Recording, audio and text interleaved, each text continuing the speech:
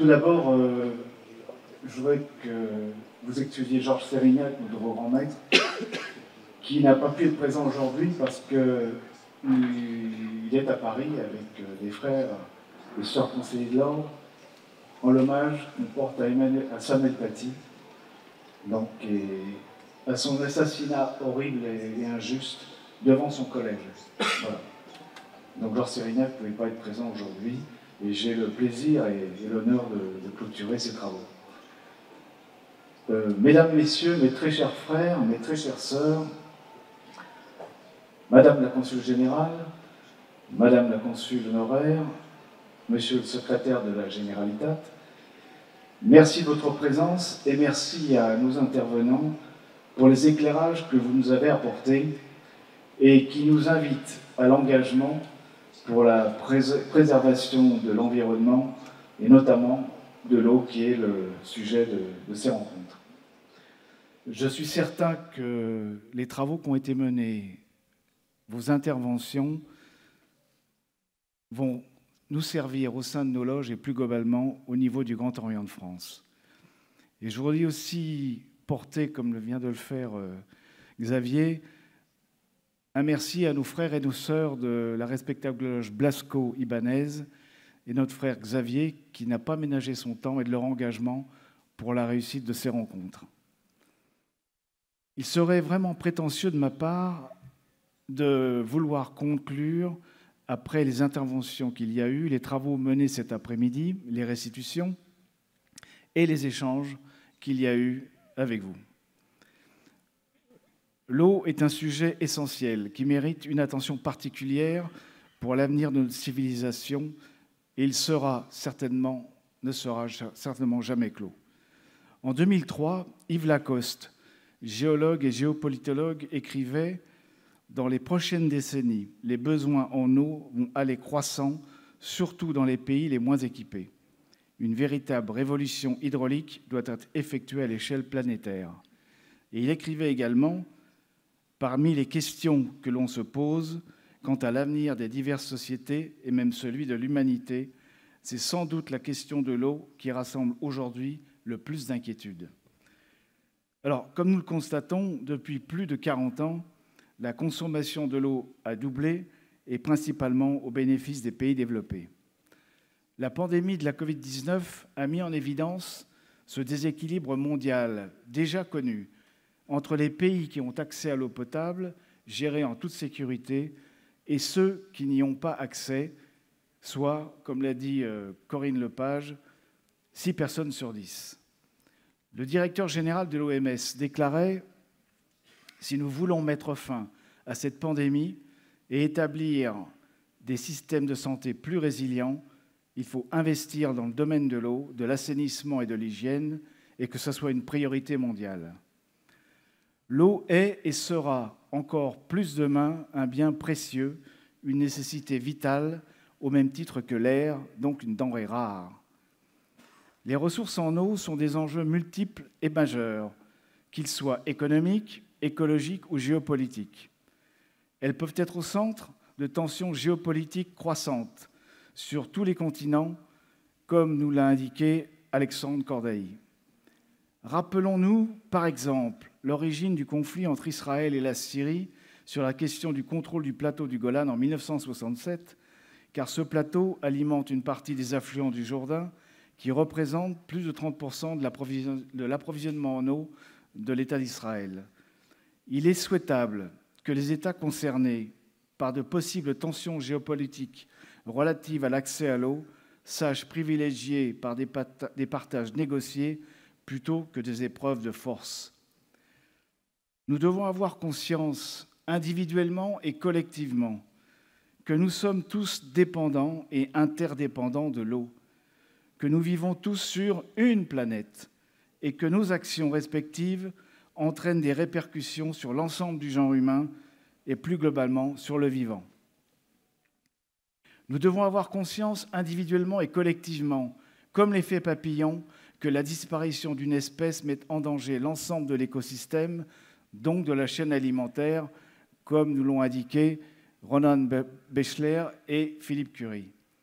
Un communiqué de presse de WWF du 13 octobre, il y a 3 jours, indiquait, suite au rapport Planète Vivante, qu'entre 1970 et 2018, il y avait une diminution de 69% de la population des vertébrés sauvages.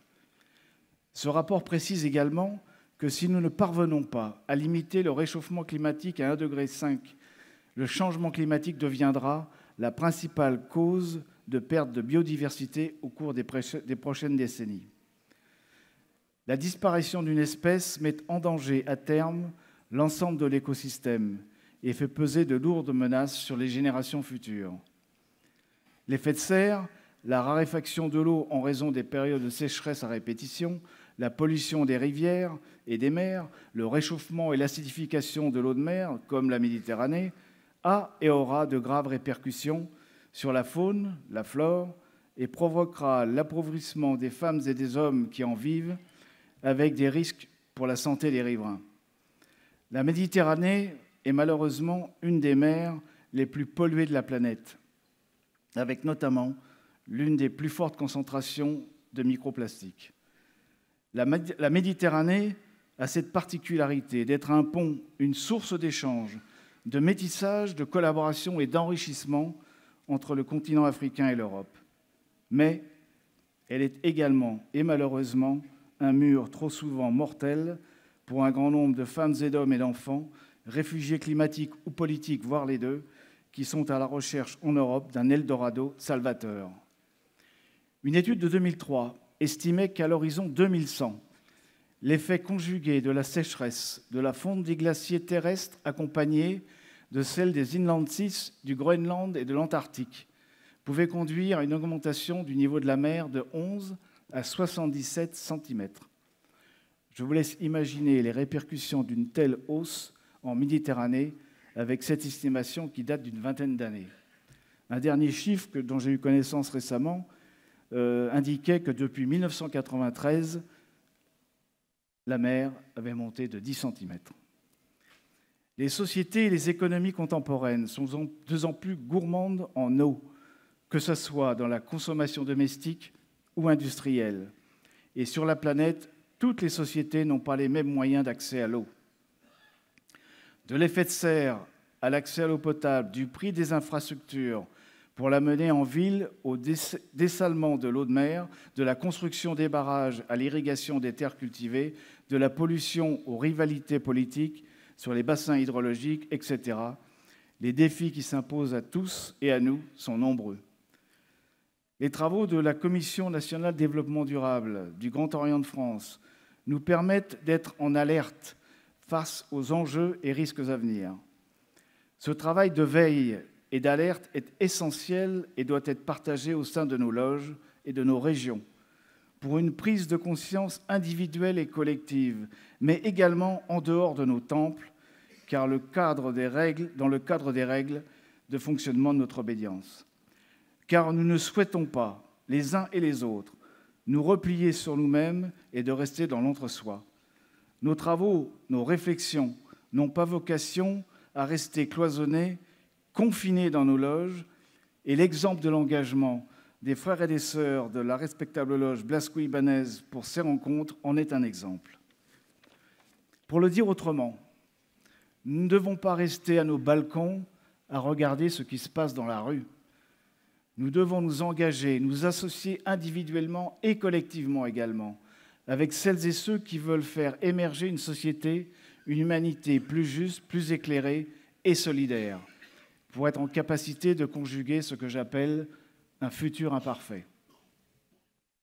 La solidarité est un mot que nous connaissons bien au Grand Orient de France, car il est un des constituants de la franc-maçonnerie dès son origine. Et c'est vrai que notre démarche est moins confortable que de se réfugier derrière un dogme, quel qu'il soit. Dans un monde de plus en plus globalisé et interconnecté, complexe et incertain, où les crises, les inégalités sont criantes, notre utilité dans la réflexion collective, alimentée par la richesse de nos parcours respectifs, frères et sœurs, ainsi que nos engagements pour faire face aux enjeux et défis à venir pour la société, pour la préservation de la vie sur la planète. Nous devons nous engager et nous associer avec comme ligne d'horizon l'amélioration matérielle et morale de l'homme avec un grand H, dans le respect de sa dignité et de la société. Au Grand Orient de France, les frères et les sœurs, on le dit à chacune de nos réunions, n'aspirent pas au repos. Sur ce sujet essentiel, qui est l'eau, l'avenir de l'humanité, l'heure du repos, mes frères, mes sœurs, est très loin d'être arrivée et nous aurons beaucoup de travaux à mener. Pour conclure, je reprendrai les propos d'Éric Orsena. Un bien qui a un coût ne peut être considéré comme gratuit, mais quand il a l'importance de l'eau, c'est forcément une ressource qui doit être partagée, un bien commun. Alors, j'ai un anti-sèche. Alors, oui, merci aux représentants des obédiences qui sont présentes et ressortissants des différents pays et des régions de France. Merci Audrey de m'avoir soufflé. Mesdames, Messieurs, mes très chers frères, mes très chères sœurs, merci de votre attention et de votre participation à cette journée riche qui, je suis certain, aura des suites au sein de notre obédience. Merci à vous.